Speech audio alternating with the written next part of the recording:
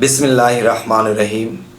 হে সমস্ত জগতবাসী, আজ আমি সাহেব আলী চিশতি আপনাদের সামনে যে আলোচনাটি নিয়ে হাজির হলাম, এই আলোচনাটি আজকে একটু অন্যরকম, একটু ব্যতিক্রম, এবং এই আলোচনাটি শুনে কেউ যদি আমলে নিতে পারে, ইনশাল্লাহ সেই ব্যক্তিটি 36 বছর সাধনা করা লাগবে না, 36 বছর তার খাটাখাটনি লাগবে না, তিনি 12 বছরের মধ্যে একজন মহান আউলিয়া হয়ে যাবেন।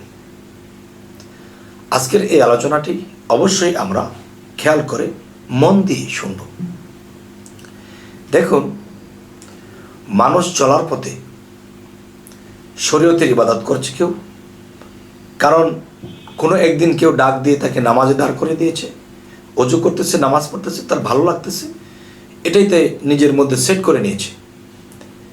আবার কেউ কোনো তরিকতের মানুষের সাথে কথা বলতে বলতে সে এক জায়গায় নিয়ে তাকে মুরিদ করালো, সে আস্তে আস্তে সেই ভাব মতো সে সাধনা করতেছে, অনেক কিছু জানতে পায়, বুঝতে পায়, এটাই তার নিজের মধ্যে সেটিং করে নিয়েছে। এখন সে বলতেছে তরিকা ভালো, এখন সে বলতেছে মসজিদমুখী নামাজি, এটাই ভালো। তো যে যেটার মধ্যে সেটিং হয়েছে, যেটা যার ভালো লেগেছে ওটাই সেট করে নিয়েছে। তবে এখানে কর্মফলের বিষয় আছে। কর্মফলটা কি? তার কর্মফলে আছে সে মুসল্লি হবে, তার কর্মফলে সে মুর্শিদ ধরে সে একদিন আউলিয়া হবে, এটাও কর্মফলে আছে।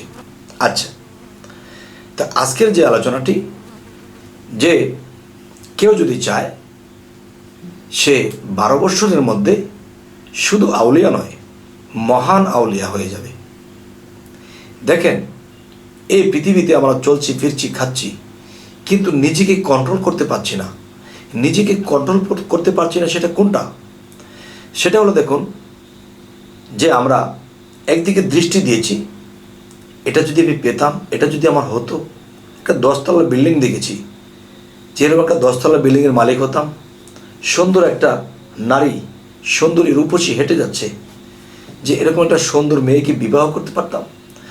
মানে লাগাম ছাড়া একটা মানুষ 6 রিপু তাকে যা বলাচ্ছে সে তাই বলছে।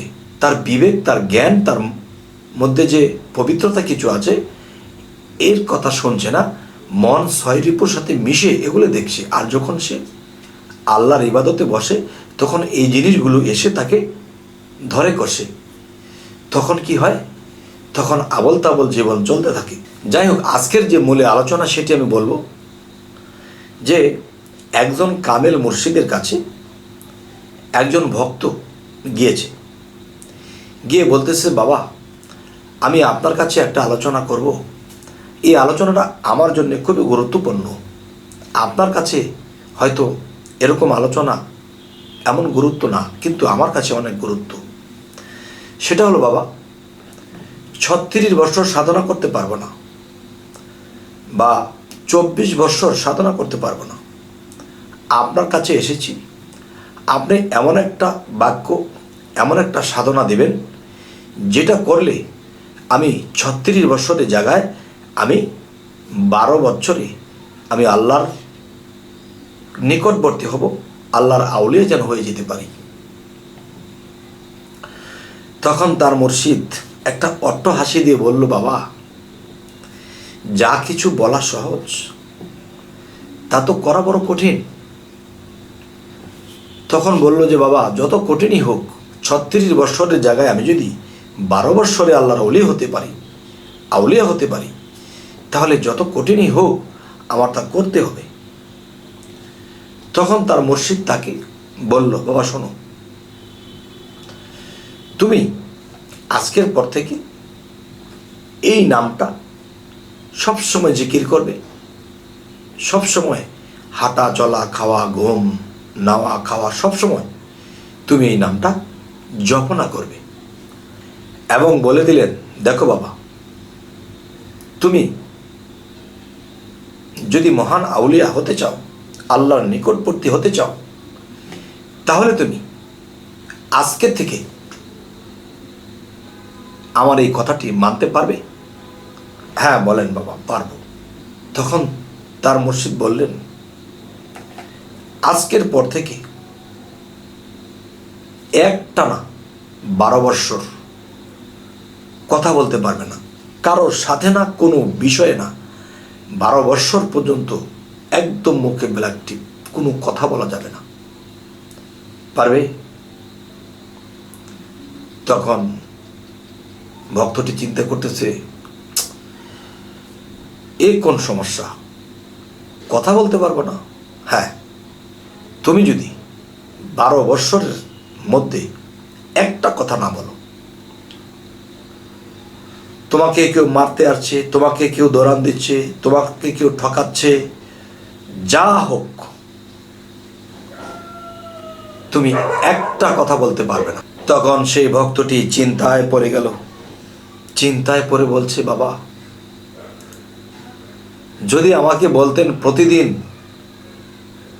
প্রতিদিন আমাকে 2 মণ বোঝা প্রতিদিন আমি এক জায়গায় নিয়ে 1 মাইল হেঁটে দিয়ে আসব, কিন্তু কথা না বলে থাকা, বাবা, কথা না বলে থাকা এ বড় কঠিন। আর মুখ এমন একটা জিনিস, সে অন্য কিছুকে তুমি কন্ট্রোল করতে পারবে, কিন্তু মুখ কন্ট্রোল করা বড় কঠিন। আর যে পেরেছে সে আল্লাহর আউলিয়া হয়েছে। তাই আমি বলবো, হে সমস্ত জগতবাসী, তার মুর্শিদ তাকে কথা বলতে নিষেধ করলো কেন? তাকে অন্য কোনো ইবাদত দিল না, অন্য কোনো সাধনা দিল না, তাকে কথা বলতে নিষেধ করলো কেন? এটার ভেদ রহস্যটা হলো, দেখুন, কথায় পাপ, কথায় সাপ, কথায় মাপ। মানুষ কিন্তু কথার মাধ্যমে পাপ করে, কথার মাধ্যমে মানুষ নিষ্পাপ হয়ে যায়। তো এখন আমি বলবো, মানুষ যখন কথা বলতে থাকে, মিথ্যা বের হচ্ছে, কথার মাধ্যমে পাপ হয়ে যাচ্ছে। তাহলে একটা মানুষ যখন 12 বছর কথা বলবে না, তখন তার ভিতরে এমন একটা অবস্থা হবে, পাপের ময়লা কথার মাধ্যমে ঢুকবে না, এবং এই মুখ দ্বারা কোনো পাপ করবে না। এবং তাকে কেউ কষ্ট দিচ্ছে, শব্দটাও বলবে না। তাকে কেউ অনাদর করছে, তুই মুখ ফুটে বলছে না আমার এটা লাগবে, দাও, এটাও বলতে পারছে না। তাহলে কথা না বলে কত যন্ত্রণা সইতে হয়। একজন চর দিয়ে চলে গেছে আপনাকে খামাখা, তাকে জিজ্ঞাসাও করতে পারবেন না যে আমাকে চর দিলে কেন। আপনাকে রেখে কত মানুষ খাওয়া দাওয়া করছে, আপনাকে খাবার দিচ্ছে না, অনেক খাবার জমা আছে তবু আপনাকে দিচ্ছে না, কিন্তু আপনি বলতে পারছেন না আমাকে খাবার দেন। তাহলে এই মুখের কথা বন্ধ করে দিলে মানুষের জীবনে কত কষ্ট, আর এর চেয়ে বড় সাধনা নেই, হতেই পারে না। তাই আমি বলবো, কারো মুর্শিদ যদি কাউকে এই সাধনাটা বা এই কথা বলা বন্ধ করে দেয়, তবে 36 বছরের রাস্তা সে 12 বছর লাগবে না, সে জায়গা মতো পৌঁছে যাবে। তবে হে সমস্ত জগতবাসী, আজকের যে এই আলোচনাটি আপনাদের সামনে করলাম, এই আলোচনাটি কি আপনাদের খারাপ লাগলো? যদি ভালো লাগে, ইনশাআল্লাহ আমাদের চ্যানেলটিকে সাবস্ক্রাইব করে রাখুন, পরবর্তীতে যেন ভালো আলোচনা আপনাদেরকে এনে দিতে পারি। তো সকলে ভালো থাকবেন। আল্লাহ হাফিজ।